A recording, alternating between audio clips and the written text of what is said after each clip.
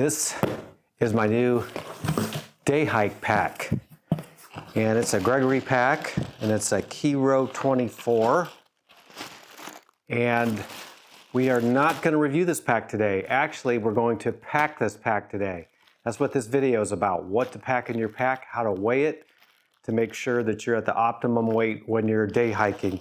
So I'm going to take this out of the bag, we're going to hang it on a scale, and then we're going to move to another area where we're going to go through each item that I put in my pack and why I put it in and how much it weighs.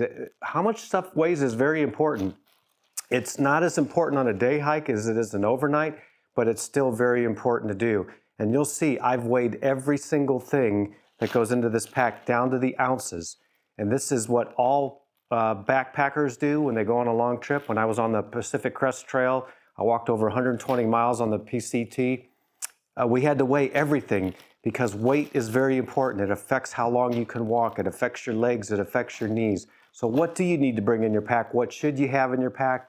And what items, are questionable. So please subscribe if you're not subscribed. We got a lot more videos coming. I will be doing the next video hiking with this pack. We'll test it out a little bit. We'll also do some dog stuff on the trail. So we got a lot of good stuff going. So please subscribe to this channel and hit the like button if you like this video. So let's get started. Okay, so what we're gonna do is I'm just gonna hang it on this scale. This is just a typical luggage scale that you could use when you're weighing your pack.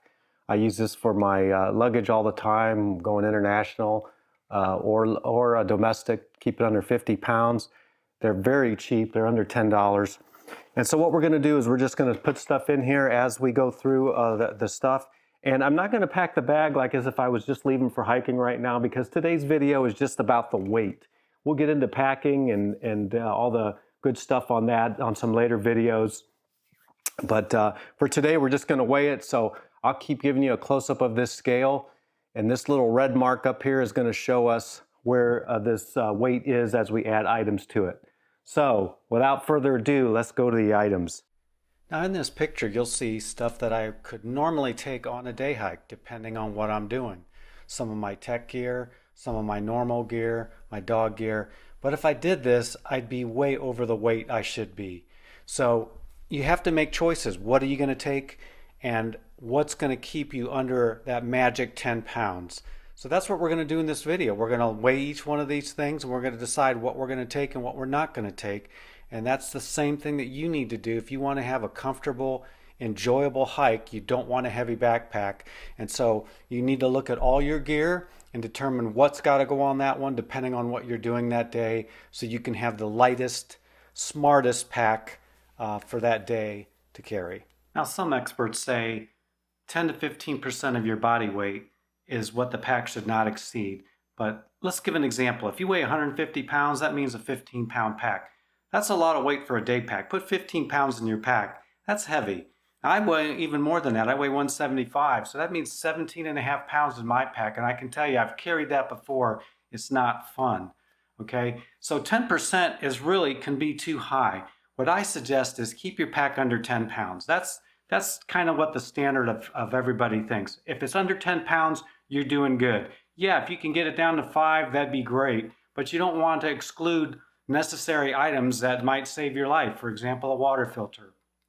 So 10 pounds or less is the weight that I'm shooting for, that I think you should shoot for to keep your pack under. And I think if you do that, you're going to feel better on the hike. It's going to be easier on your knees, easier on your legs, and you're going to have more power and more energy to enjoy the day, enjoy the outdoors. So we're going to get started over here.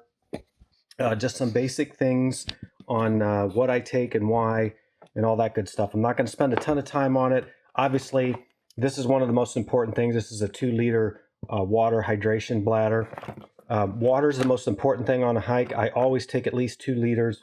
Again, we have a pet with us, and he drinks a lot of water, especially on hot days. Ace is really drinks it up. We'll cover that on the next video on giving your dog water and how that not to waste it and all that stuff. They will waste water on you if you're not careful. And talking about water, I always bring a life straw. On later videos, we'll look at different types of water filtration systems. This is one type. It's not the best type. This is like a survival thing. If you really needed water, you could use it from this. But it's not the best way to store water on a trip, and I'll show you why in future videos. Okay, so I got the typical stuff: sunscreen, hand sanitizer. I take a little towel with me to wipe my hands. This is bear spray. Where I go, up in the mountains, there are bears up there. Always carrying bear spray. I've had a couple run-ins with bears. They've been positive, but you always want to have this stuff on you in bear territory. Knife. This is a good knife, a really heavy-duty knife to cut things, to cut twigs, whatever. It's one of the heaviest things I carry, actually, and you'll see it on when I show you the weights that I got on my sheet. But I just consider this indispensable. I have to have it, so I always carry that. I always carry a flashlight. Even when I'm going out in the day, I carry a flashlight. Sometimes you get towards the end of the day and the darkness comes on you quicker than you think. Have a flashlight. Your iPhone light is not sufficient to get through a forest or a mountain pass at night. This has a wonderful spotlight on it. It's rechargeable. I suggest you get rechargeables so you can recharge them if the battery goes down, but have a good flashlight. Obviously, I don't use a baseball cap when I'm hiking. This is a safari hat, which has the nice big wide brim on it. It's got a lot of ventilation on it. Keeps the sun off of me. Does a great job. These are gaiters. You put these on your boots.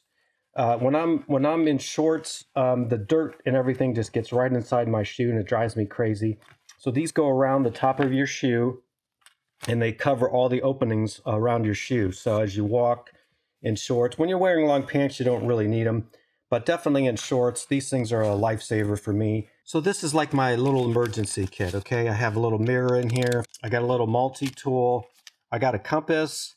We're going to talk about this too, because I will be doing a video of being lost in the wilderness and working my way out with just a compass. I think you're going to want to see that one. So please stay tuned. I've got an emergency whistle in here. I've got some matches. And I have a little first aid somewhere in here. Yeah, I have some little packets of first aid, bandages, things like that. Very important to carry.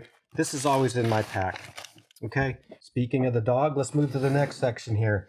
This is all I carry for our pet. Now, obviously, I have a little treats pack, and I did add it to my weight. You'll see it on there. These are compressed towels. You put a little water on them, and they expand to a nice cotton towel that you can wipe your dog off, wipe his face off, get the dust off him. I've got some poop bags here just in case he does it in the parking lot. Obviously got a water bowl. We'll talk about how to give your dog water on the next video. And I got a leash. Now you'll see this is the smallest, littlest leash I have. I have a couple different leashes. I don't want to carry a lot of weight when I'm hiking. And the dog's not going to be on the leash most of the time. So I'm carrying the smallest leash I have. Another tip for you here is I record all these weights on a spreadsheet so I don't have to reweigh things. Depending on what I'm taking, I just go in my spreadsheet and I add up what I'm taking that day, and it matches exactly when I weigh the pack on the scale. So it saves a lot of time. You don't have to reweigh stuff. Keep it on a spreadsheet, and then maybe I'm not taking 2 liters water, maybe I'm taking 1 liter. So I'll mark that down. The spreadsheet adjusts the weights for me, and it makes it really nice and easy to see how much weight you got without a weigh. Okay, we're going to start. We're going to load this 2 liters in there. I'm not going to attach it on the top here because we're mainly trying to get the weights today for the bag. And so I'm just going to put this stuff in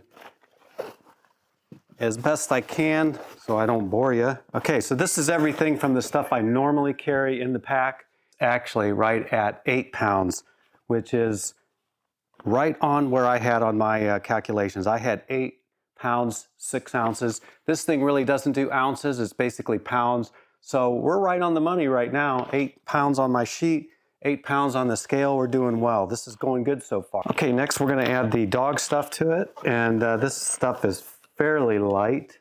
Okay, so reading the scale now, it went from 8 to about 8.5 pounds, right in between 8 and 9.